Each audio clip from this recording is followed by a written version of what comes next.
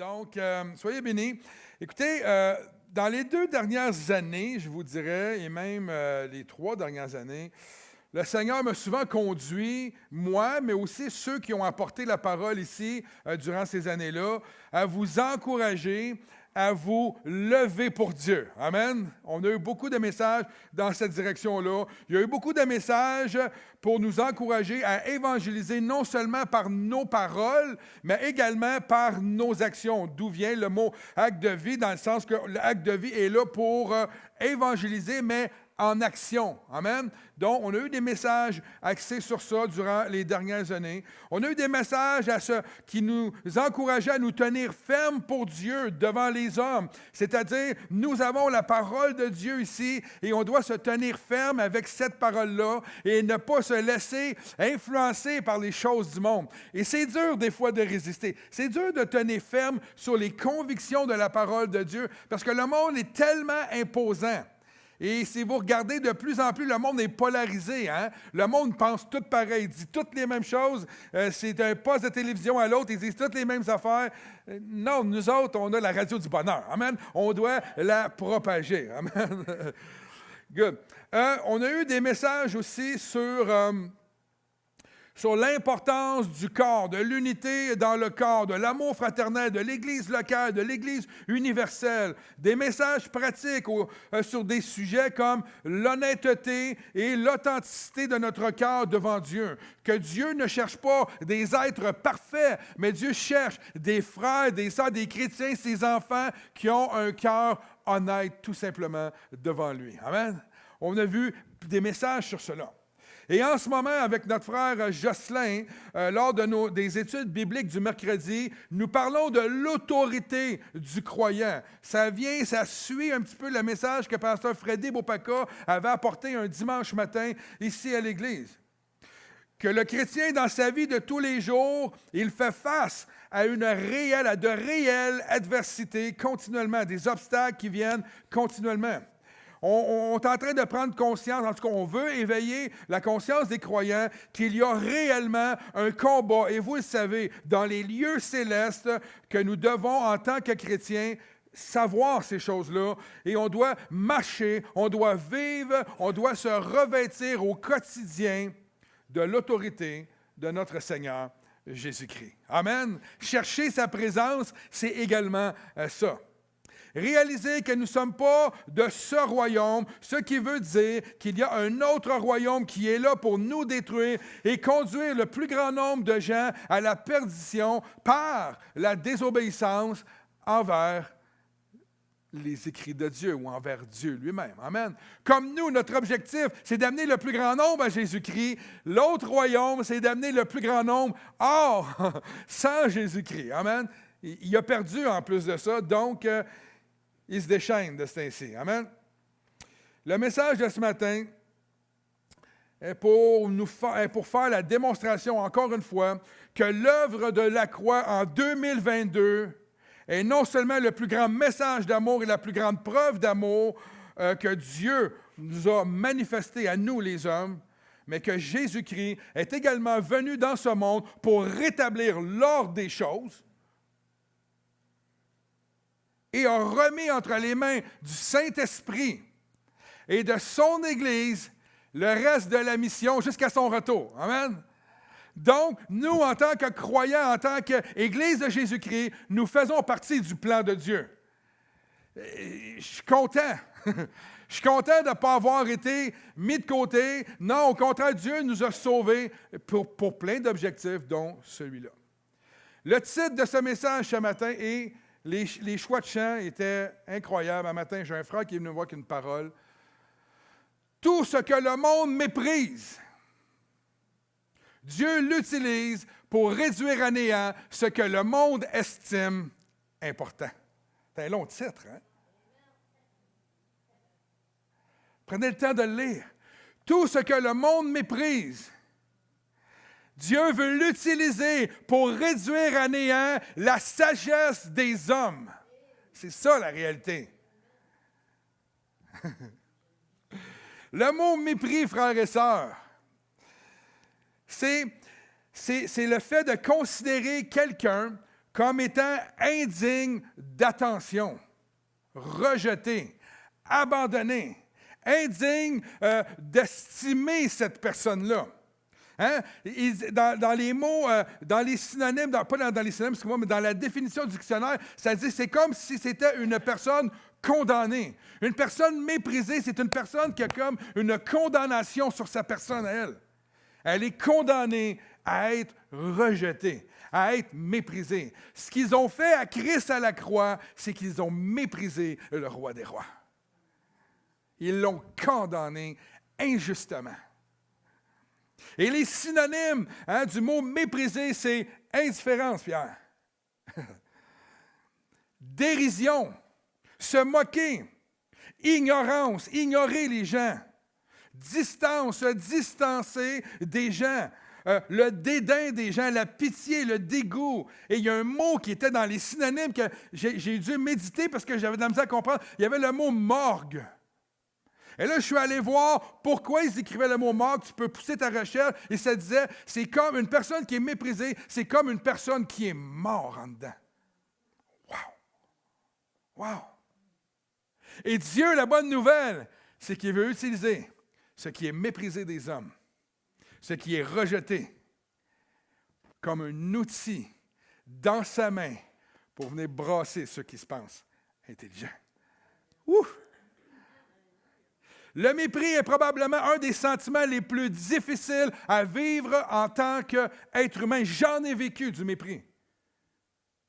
Dans ma jeunesse. Le manque d'amour de ses pères, de ses frères, de son père, de sa mère, de ses sœurs, c'est du mépris. Le mépris mène au manque d'estime de soi, nous amène à l'isolement, au rejet. Nous amène également à faire des actions on va tout faire pour plaire aux gens. Donc, on est prêt à faire du compromis, même dans nos convictions, dans nos vies, pour plaire aux gens, afin de ne pas être rejeté. C'est ce que j'ai fait une grande partie de ma vie. Je m'habillais en tough. Je me suis laissé pousser les cheveux. Hein? Je prenais de la drogue, de l'alcool. J'étais avec des groupes de motards. Et là, écoute, j'étais devenu une personne.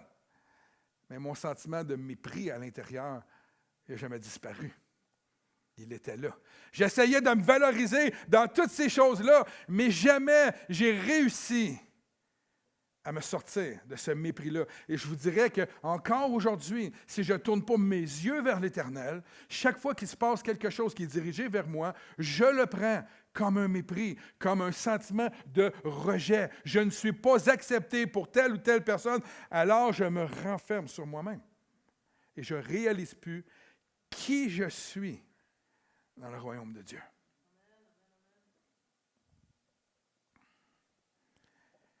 Le mépris nous conduit à l'abandon, à la démotivation. Peut nous conduire jusqu'au suicide. Mais il y a une bonne nouvelle dans tout ça. Dieu est venu pour sauver, pour guérir ceux qui sont méprisés. Ça, c'est la bonne nouvelle. Ça, c'est la bonne nouvelle. Je suis convaincu que vous avez tous été méprisés dans votre vie. Et surtout que depuis que vous êtes chrétiens. Parce que depuis qu'on est chrétien, le premier qui a du mépris contre nous, c'est l'ennemi. Qui nous dit à tous les jours, qui nous souffle dans notre oreille à tous les jours, qu'on n'a plus de valeur, qu'on ne vaut rien, qu'on est ci, qu'on est ça, qu'on n'est pas assez ci, qu'on n'est pas assez ça pour suivre Jésus. Parce que pour suivre Jésus, l'ennemi nous dit qu'on doit être parfait, alors que c'est complètement l'opposé. Dieu dit, viens comme tu es, dans tes imperfections, et moi, je vais te revêtir de ma présence, je vais te revêtir de moi, afin que tu sois parfait aux yeux de mon Père. Wouh! Sinon, personne d'entre nous, sauf Denis, évidemment, pourrait être ici. Je m'en cherche tout le temps un le matin, hein? Mais là, Denis, faisait longtemps que je ne t'avais pas vu. Je me suis dit, tu sais... Ben, en fait, c'est une grande vérité aussi. On va voir son humilité un petit peu. La bonne nouvelle, c'est ça. C'est plus que ça. Il est venu vers nous. Il nous a amenés à lui pour que nous devenions, écoutez bien là, des héros de la foi. Chacun d'entre nous, nous sommes appelés à devenir des héros de la foi.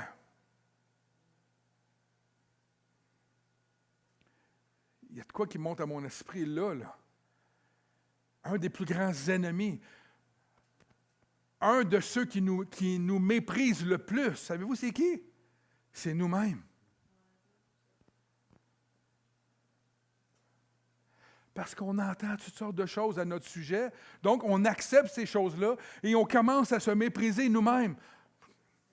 Qui, moi, pour faire du ministère pour Dieu? Hein? Ah, je ne suis pas assez bon pour faire ça. Et on commence, on sait que c'est l'ennemi qui vient chuchoter à notre oreille, mais on finit par y croire et on finit par embrasser ça puis à se le prêcher à nous-mêmes.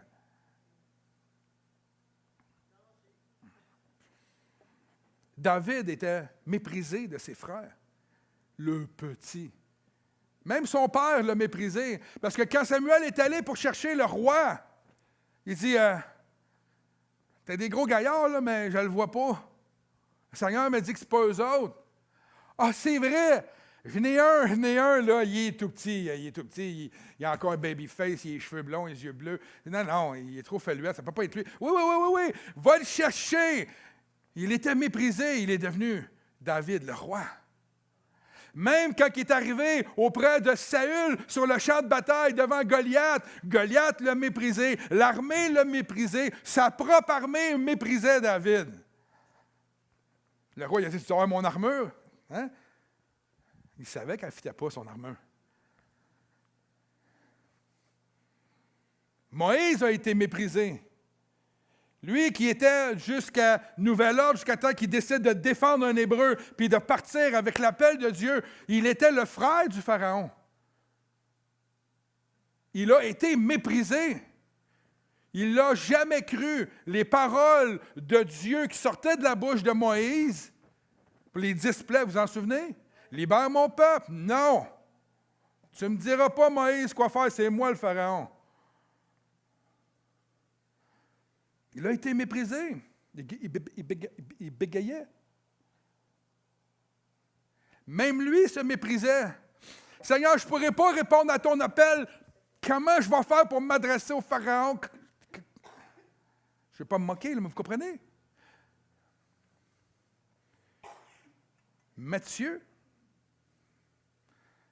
méprisé solidement. Un des plus beaux évangiles dans les Écritures, c'est Matthieu. Dieu utilise ce que le monde méprise et rejette et les revêt de sa puissance en la personne du Saint-Esprit.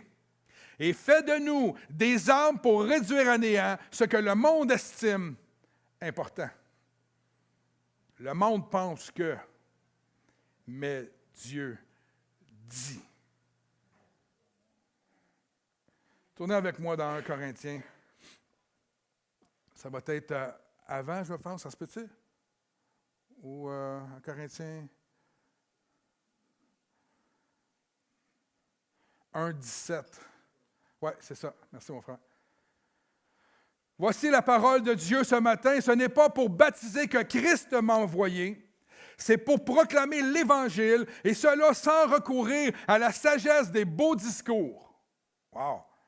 Afin de ne pas vider de sens la mort de Christ sur la croix. Vous savez, l'orgueil, il y en a tout le temps eu, même dans l'Église. Et il y avait dans les débuts de l'Église une importance qui était donnée, qui était accordée pour les chrétiens qui avaient reçu le salut de tel disciple, de tel. Moi, je suis venu à la connaissance de Jésus-Christ par Pierre, le Pierre. Écoute, c'est quelque chose. Moi, j'ai été baptisé par Paul. Moi, il y avait cette culture-là dans l'Église, et vous le voyez à quelques endroits, où Paul va dire, tu sais, c'est pas à cause de moi, c'est à cause de... Et on le voit, c'est une culture qui est là. Est-ce que c'était les premiers disciples ou c'était la seconde vague de disciples? Hein? Il y avait tout, on calculait. La comparaison aujourd'hui pourrait se faire avec de quelle église tu viens. Hein? Ah, toi, tu viens de telle église, elle a une bonne réputation. Oh, celle-là, elle n'a pas. On compare, on est comme ça. Hein? On essaie de se flatter un peu parce qu'on vient de quelque part. Et Paul continue en disant, que ce n'est pas pour ces choses, hein, ce n'est pas pour le baptême, ce n'est pas pour rien d'autre, mais pour proclamer l'Évangile afin de ne pas vider de sens le message de la croix.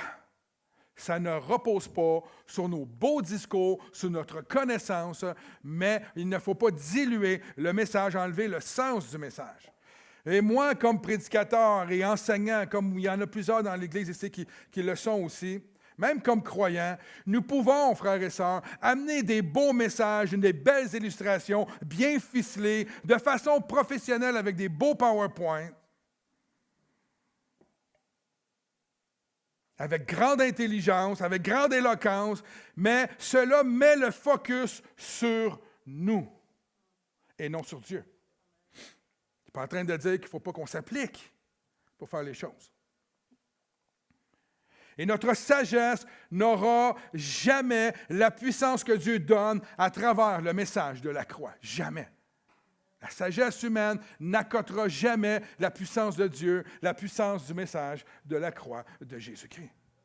C'est tellement important que Paul, au chapitre 2 de 1 Corinthiens, va le répéter. Il va dire, c'est pourquoi moi aussi, frères et sœurs, lorsque je suis allé chez vous, je ne suis pas venu proclamer le secret de Dieu en utilisant le prestige, de l'éloquence ou de la sagesse, car je n'ai pas estimé devoir vous apporter autre chose que Jésus-Christ et Jésus-Christ crucifié. De plus, quand je suis arrivé chez vous, je me sentais, bien faible et je tremblais de crainte. Verset 4.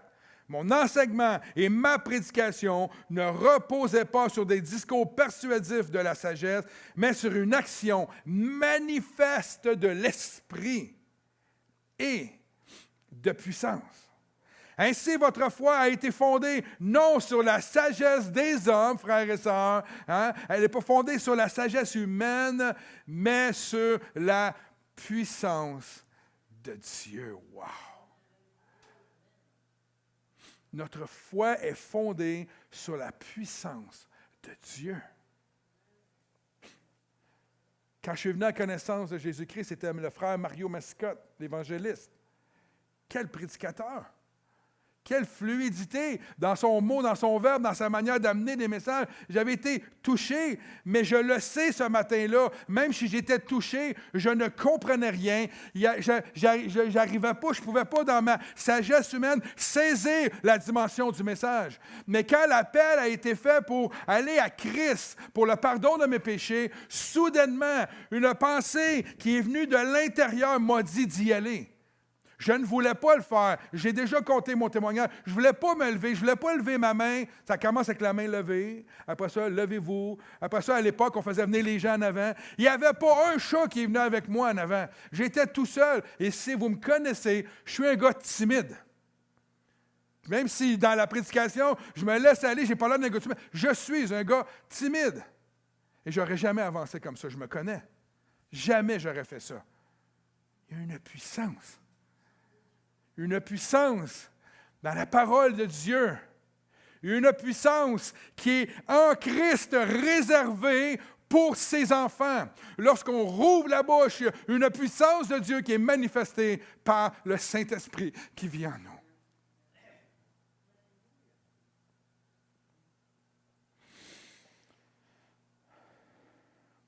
Alors, si nous annonçons,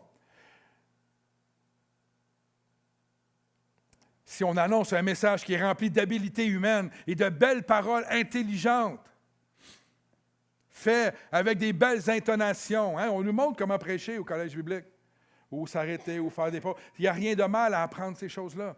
Mais si on base notre message sur la beauté du message, de belles illustrations, il va venir un temps où des hommes plus habiles que nous, des hommes plus intelligents que nous, auront des discours qui seront beaucoup plus éloquents et beaucoup mieux faits, et ils auront un impact plus grand que nous si on base nos messages sur l'éloquence.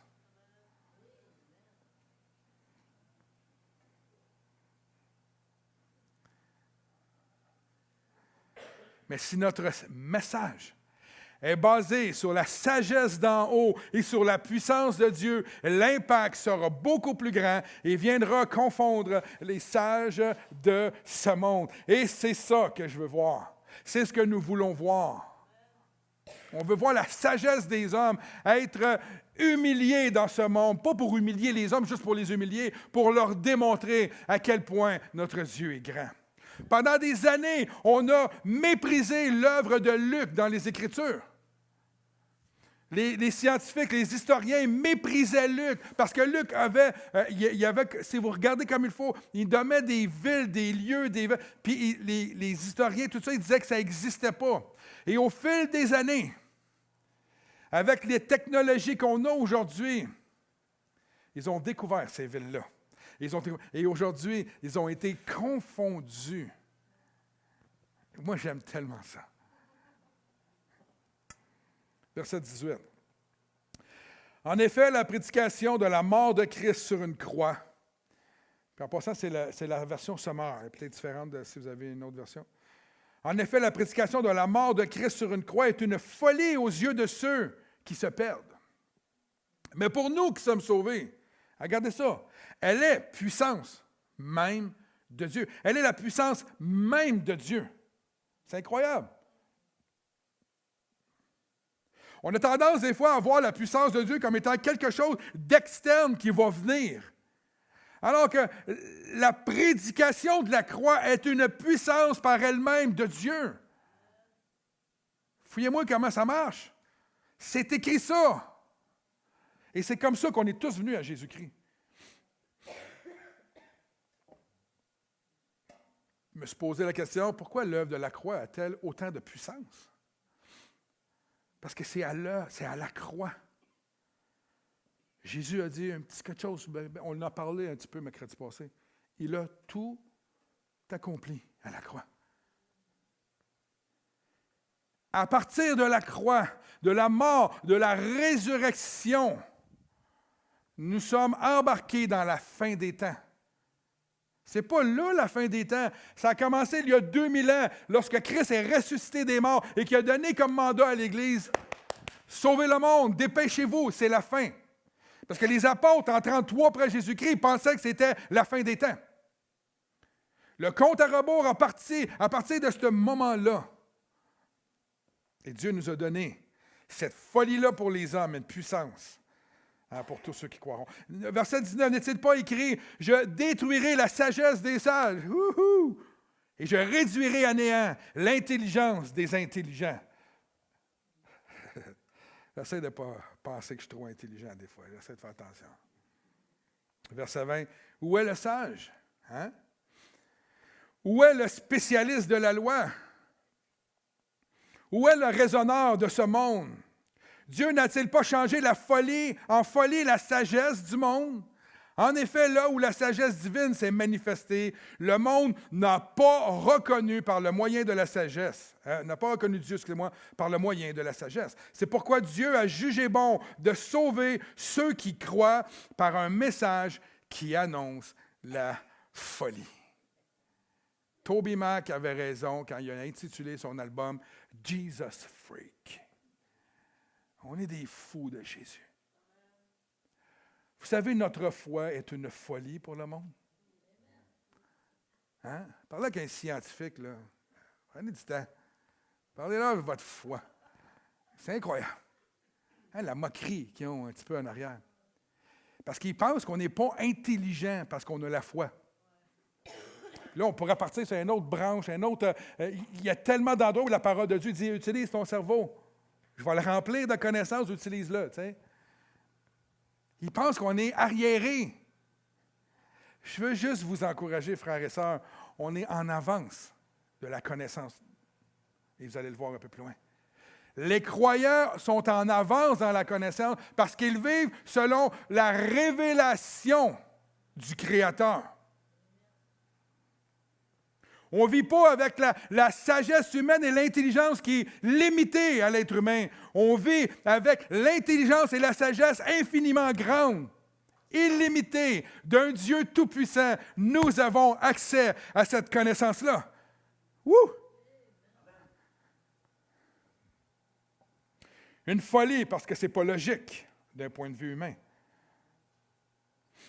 Alors, frères et sœurs, essayons pas de convaincre les gens avec des messages sages, des beaux messages remplis de bon sens, mais allons-y avec la puissance de Dieu. Ça va faire toute la différence. Toute la différence. Verset 22. Oui, tandis que d'un côté, les Juifs réclament des signes miraculeux. Les Juifs, à l'époque, réclamaient ça. Tu dis que tu es Dieu, que votre Seigneur, c'est le Sauveur. Bien, montre-nous les signes, les miracles, les prodiges. Savez-vous quoi? Il en a montré et puis ils n'ont même pas réagi. Ils l'ont traité de toutes sortes de noms parce qu'il a fait des miracles. La journée du sabbat, pas d'autre faire de miracles.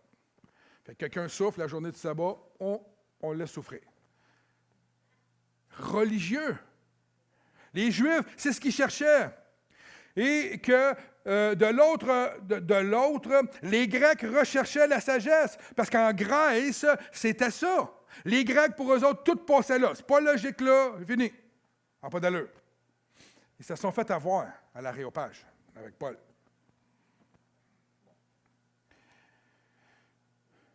Verset 23. Nous prêchons Christ mis en croix, ce qui est une cause de rejet pour les Juifs et une folie pour les Grecs.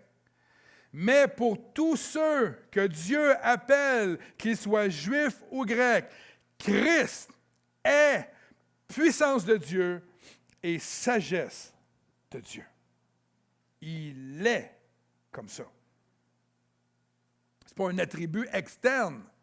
Il ne s'améliore pas à toutes les semaines. Il est puissance. Amen. Car la folie de Dieu est plus sage que la sagesse des hommes. Wow! Et c'est nous autres, la folie de Dieu. Hein? Je te regarde, vous Denis. On va continuer. Non, mais sérieux, quand on se regarde, moi puis toi, Denis, puis qu'on regarde notre passé, puis on regarde qui on est, on peut dire que c'est une folie. Parce que nous annonçons la vérité. Ça devient une folie. C'est qui ces deux moineaux-là qui annoncent la vérité? Ils sortent d'où ces deux-là? Qui prétendent avoir la connaissance ultime. Bien, excuse-moi, champion, c'est ce qu'on a. Mais en même temps, on ne se présente pas devant les gens, nous, avec du mépris pour eux autres, parce qu'on vient de là. On vient exactement dans le même endroit. Je me souviens quand mon épouse, à l'époque, il ne l'était pas, me partageait Jésus-Christ. Il m'avait donné une cassette de défi jeunesse avec les témoignages dessus. Vous en souvenez pour les vieux chrétiens? Je pourrais vous chanter une de ces tonnes-là, mais je vais me limiter parce que pour éviter l'Église un matin. Je me souviendrai toujours de mon épouse, je disais, hey, c'est bon, hein, mais tu sais, ça, c'est correct. C'est bon pour toi. Je suis content pour toi. Tu sais. Je ne comprenais rien. Mais j'avais un respect parce que c'était mon amoureuse. Je vais me limiter, OK?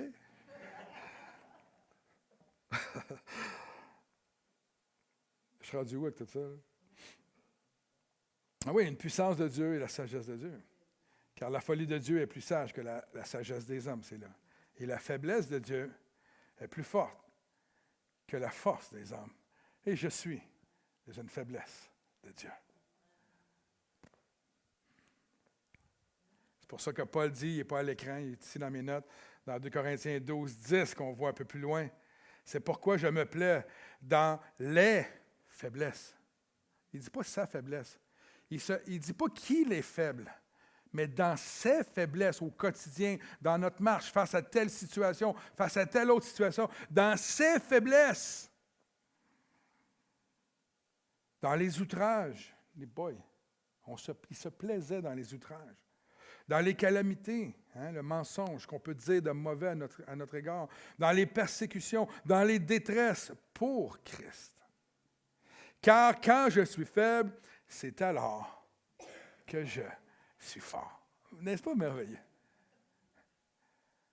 Alors, quand on ne se sent pas bien un matin, puis qu'on se sent comme rien, il y a des matins où on se lève, là, il me semble qu'on ne se sent pas adéquat, on ne se sent pas au niveau, on ne se sent pas correct. À partir de ce moment-là, c'est dans ce moment-là que tu es fort, parce que c'est là que Dieu intervient dans ta vie. Quand tu es en contrôle de ta vie, Dieu te laisse aller. Quand tu as besoin de lui, il est là. Même quand tu ne cries pas à lui, il est là. Il sait quand sont nos moments de faiblesse. En fait, on est faible à tous les jours. Mais il y a des moments particuliers où Dieu vient intervenir dans nos vies. Verset 26. Considérez donc, frères et sœurs, la situation dans laquelle Dieu vous a appelés à lui. Et là, je me suis dit, qu'est-ce qu'il veut dire là? Seigneur, qu'est-ce que tu veux dire par là? De considérer. En fait, quand je recherchais, j'avais le sentiment de ne méprisez pas la situation dans laquelle Dieu est venu te chercher. Que Dieu t'a appelé à lui. Considère l'œuvre que Christ fait en toi comme étant la plus belle œuvre au monde. Dieu te rachète, Dieu te amène. On ne trouve parmi vous que peu de sages. Hein? Peut-être péter le ballon de certaines personnes un matin. Selon les critères humains. Et dans d'autres versions, ça ne dit pas selon les critères humains, ça dit selon la chair. Et là, on comprend plus. La chair, elle est faible. La chair a tendance à se vanter. La chair a tendance à être orgueilleuse. Peu de personnalités influentes dans l'Église. Peu de membres de la haute société. Non, Dieu a choisi ce que le monde considère comme une folie pour confondre les sages. Et il a choisi ce qui est faible pour couvrir de honte les puissants. Wow! C'est merveilleux. Moi, ça m'encourage, ce genre de message-là. Verset 28, Dieu a porté son choix sur ce qui n'a aucune noblesse, et que le monde méprise, sur ce qui est considéré comme insignifiant, pour réduire à néant ce que le monde estime important. Aucune créature ne pourra se vanter devant Dieu. C'est pour ça que le Seigneur nous demande, en tant que croyants, de marcher dans l'humilité, de reconnaître qui nous sommes en lui. Par lui, vous êtes unis à Christ, qui est devenu pour nous cette sagesse qui vient de Dieu, justice, purification et délivrance, frères et sœurs. Nous sommes délivrés de ce mépris-là. Nous sommes délivrés de notre vie qui était un fardeau, qui était lourd à traîner. Dieu vient déposer sur nous son joug. Et il en est ainsi pour que soit respecté le commandement de l'Écriture suivant. Celui qui veut éprouver de la fierté, mais qu'il place sa fierté dans le Seigneur. Wouh! Wow!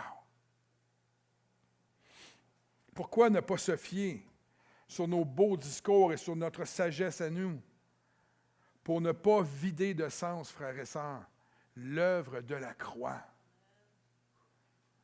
Garder son essence authentique, parce que dans l'œuvre de la croix, ça nous dit ici au verset 18 qu'il y a aussi une puissance en elle-même. Si on la vide de son sens, on est en train de diminuer la puissance de la croix qui va venir intervenir dans le cœur d'un individu lorsqu'on fait la proclamation de la bonne nouvelle. La bonne nouvelle, ce n'est pas qu'il est resté sur la croix, c'est qu'il est mort et ressuscité pour le pardon de nos péchés. Quel message puissant! Pourquoi ne pas se fier sur des beaux discours et sur notre sagesse? Parce que Christ est puissance et sagesse de Dieu. Parce que Dieu a choisi ce qui est méprisé pour réduire à néant la sagesse des hommes. Puis comme on vient de voir, à cause de cela, personne ne va pouvoir se vanter que ça vient de lui. Toute la gloire va pouvoir aller à Dieu. Amen. Je réalise, frères et sœurs, que plus que jamais, qu'il faut qu'on soit connectés. Ce matin, on a parlé beaucoup dans les chants de la dimension de l'intimité avec le Saint-Esprit, de chercher la présence de Dieu. Et moi et mon épouse, on n'est pas connectés. On ne se dit pas. Un matin, dans mon bureau, elle m'a dit, c'est quoi ton message? J'ai dit, tu vas l'entendre tantôt.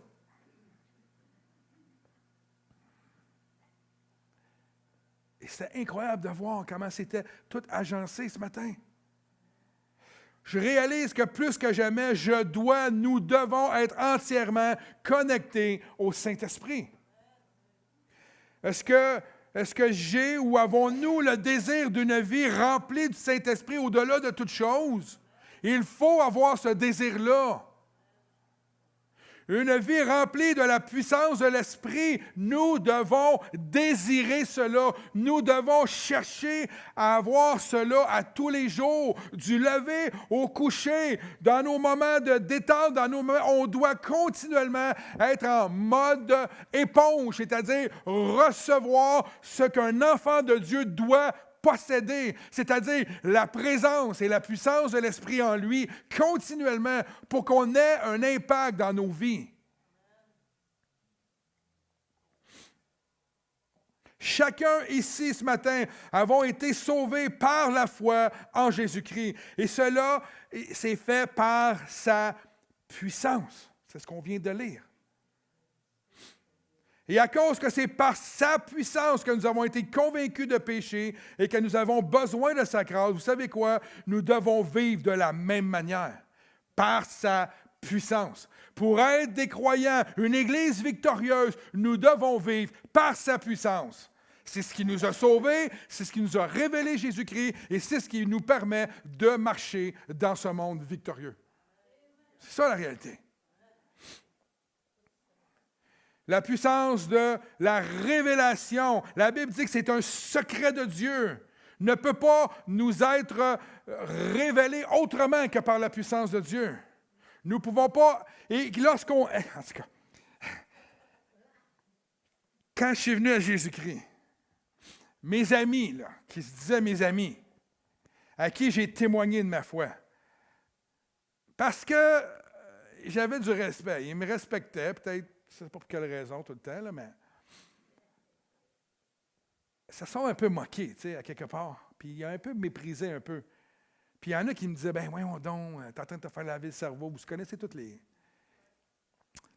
Quand Dieu, par sa puissance à lui, révèle Jésus-Christ, tu as beau avoir n'importe qui devant toi qui vient te dire le contraire.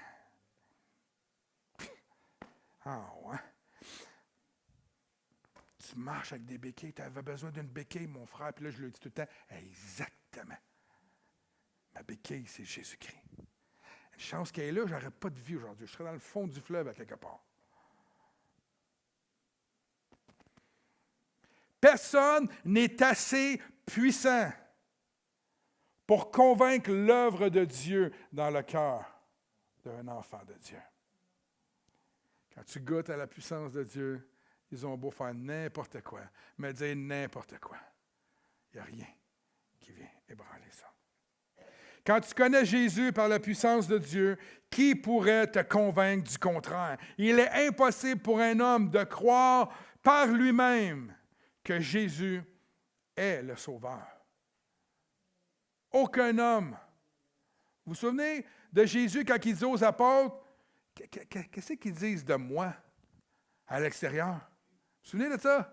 Il dit, on se promène partout, ils disent quoi? Là, vous vous promenez dans la foule, qu'est-ce que le monde dit de moi? Puis finalement, il n'y a personne vraiment qui répond. Il répond, mais ils vont dire, un prophète, un enseignant, puis là, il passe sur différents affaires. Et là, Pierre, mon Pierre, j'ai hâte de le voir, moi je suis sûr qu'il est fier.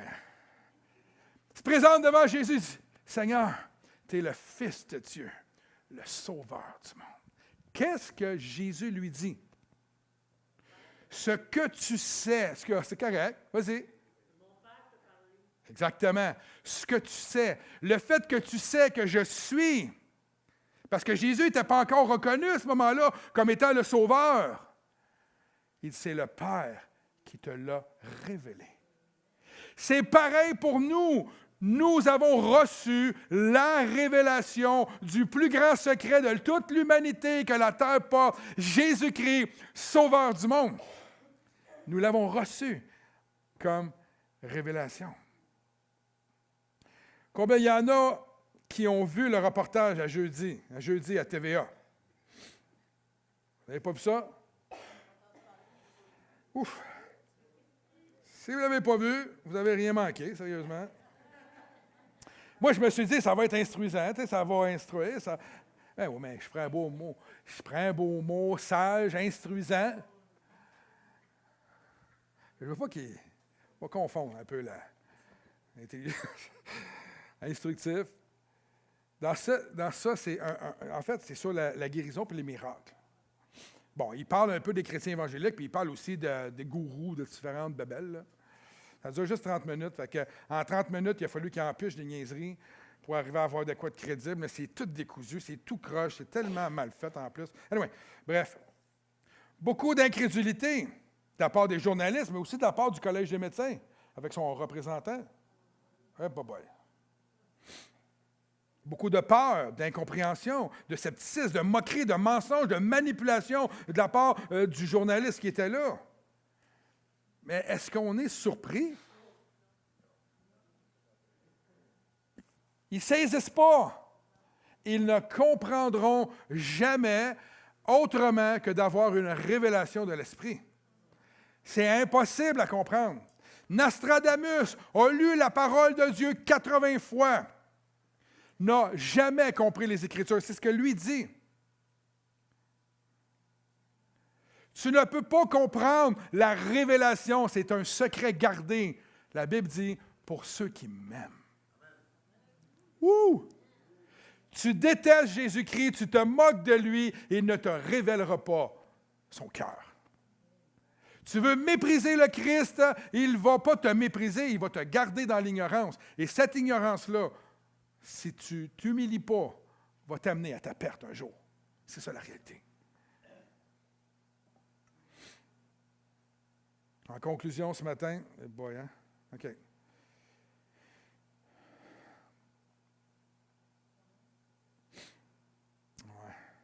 Embarques-tu dans ça, là? On va le lire rapidement, OK? On va regarder un peu, parce que Paul va continuer dans la même veine. Vous comprenez maintenant que c'est une révélation. On ne peut pas croire en Jésus-Christ, on ne peut pas comprendre le concept de Dieu, du salut en Jésus-Christ, la croix, la résurrection, tout ça, si ce n'est pas une révélation. Et Paul revient dans 1 Corinthiens au chapitre 2, 4 à 16, il va dire ceci, on va le lire rapidement. Mon enseignement et ma prédication ne reposent pas sur des discours. On l'a lu tantôt. Mais au verset 6, pendant que nous aussi nous annonçons aux sages, aux croyants adultes dans la foi, une sagesse qui n'est pas de ce monde, ni celle des grands de ce monde, qui sont destinés, regardez ça, à disparaître. La sagesse du monde est destinée à disparaître. Il n'y a rien de tout ce qu'ils apprennent. Ça fait 20 ans qu'ils est à l'école. Tu vas le perdre. 20 ans d'école, je ne niaise pas. Je ne veux pas niaiser ceux qui vont à l'école longtemps, là, mais... Au verset 7, « Non, nous exposons la sagesse de Dieu, secret et caché. » Wow! On comprend ça parce que Dieu révèle, que Dieu avait préparé avant le commencement du monde en vue de notre gloire. Et j'ai eu de la misère à saisir le notre gloire, que ça comment ça, nous, la gloire? Pas la gloire de nous en tant qu'individus, mais Dieu va venir chercher une Église qui est glorieuse. Dieu, son désir, c'est que l'Église soit glorieuse, pas par ses grands mots savants, mais par la puissance de sa présence qui règne au milieu de nous et qui vient transformer la vie des gens. Si dans toutes les églises de la province de Québec, il y avait des signes, des miracles, des prodiges, peux-tu t'entendre dire que TVA, il y aurait des journalistes partout, puis il capoterait vraiment sa vie. Puis il verrait vraiment les vraies choses. Mais là, ils prennent une situation particulière avec des caméras cachées, avec des faux témoignages, toutes sortes de choses. Dieu avait tout planifié, frères et sœurs. Tout est planifié. Ça n'a pas été fait à la dernière minute. « Oh, Adam a péché, je vais faire un nouveau plan. » Tout était fait. Tout était planifié. On parle ici du Dieu créateur de l'univers, du temps passé, du temps présent et de l'éternité. C'est ça la réalité. Dieu est tout-puissant et c'est notre Dieu. Et cette sagesse-là, les grands de ce monde ne la connaissent pas. Car s'ils l'avaient connue, ils n'auraient pas crucifié le Seigneur glorieux. Mais comme dit l'Écriture, il s'agit de ce que l'œil n'a pas vu et ce que l'oreille n'a pas entendu, ce que l'esprit humain n'a jamais soupçonné, même pas un petit soupçon, même pas un petit peu, mais que Dieu tient en réserve pour ceux qui l'aiment. Amen. Yes! Or, Dieu nous l'a révélé par son esprit. L'esprit, en effet, scrute tout, même les pensées, imaginez ça, les plus intimes de Dieu. La raison que nous connaissons le cœur de Dieu, c'est parce que l'Esprit sonde tout de Dieu et nous pouvons puiser à l'Esprit les révélations et les secrets de Dieu. Wow. Verset 11. Quel être humain peut savoir ce qui se passe dans un autre être humain? Et quand je lisais ça, je pense aux prophéties, aux prophètes des fois qui viennent, ou un frère, une sœur qui a une parole de connaissance, qui ne te connaît pas, qui arrive avec un mot pile au bon moment. Comment quelqu'un peut-il savoir ça autrement que l'Esprit de Dieu en lui qui lui révèle les choses? C'est ça la beauté de Dieu. On est interconnectés par le Saint-Esprit. Et le Saint-Esprit révèle à chacun d'entre nous ce que nous avons besoin, mais même nous devenons aussi révélation pour les autres qui nous environnent. Ce n'est pas nous la révélation, c'est l'Esprit en nous, mais on est un outil. Je suis un outil pour toi, Pierre, tu es un outil pour moi. On le sait, hein? On prie l'un pour l'autre.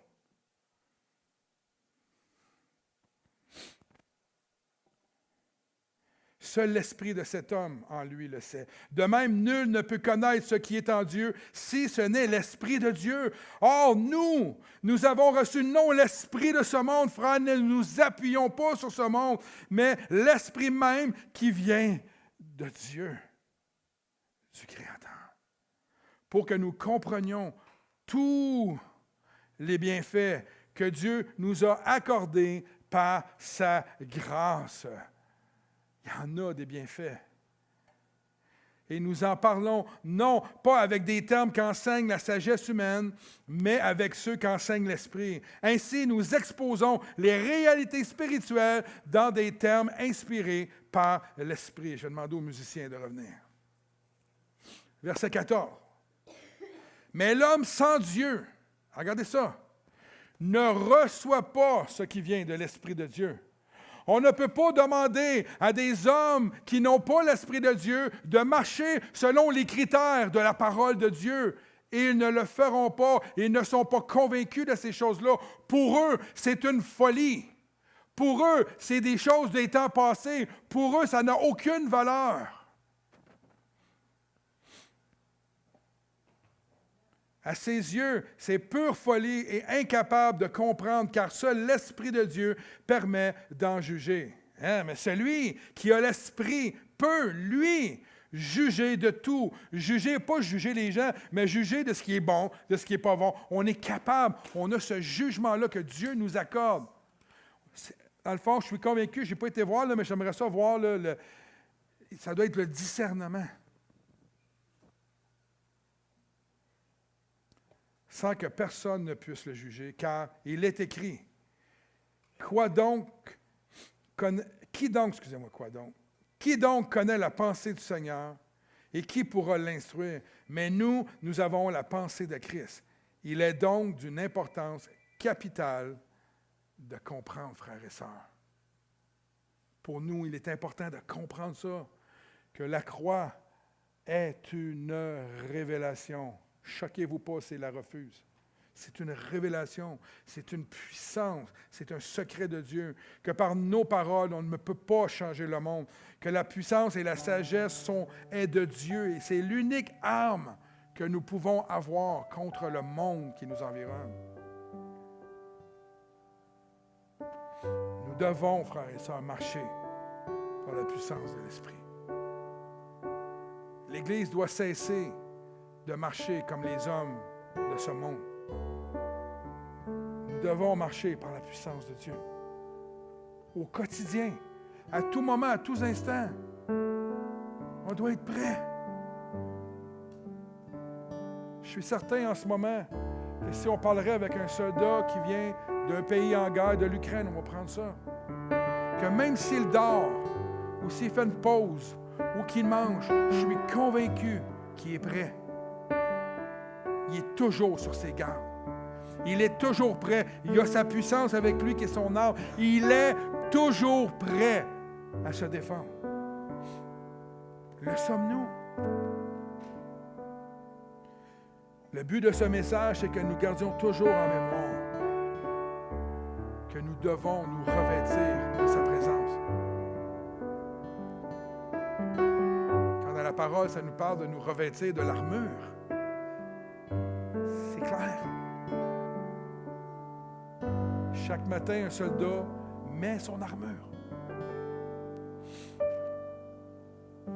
Pour avoir une vie et une Église glorieuse, frères et sœurs, surtout en cette période de l'histoire, nous devons vivre par le Saint-Esprit, rien d'autre. Sa parole, ses secrets, nous ont été révélés à nous, l'Église de Jésus-Christ, pour être des témoins de ça, pour en témoigner, pour faire des œuvres, afin qu'ils voient. Parce que la Bible est claire. Nos œuvres ne sont pas faites en vain, même s'ils les refusent.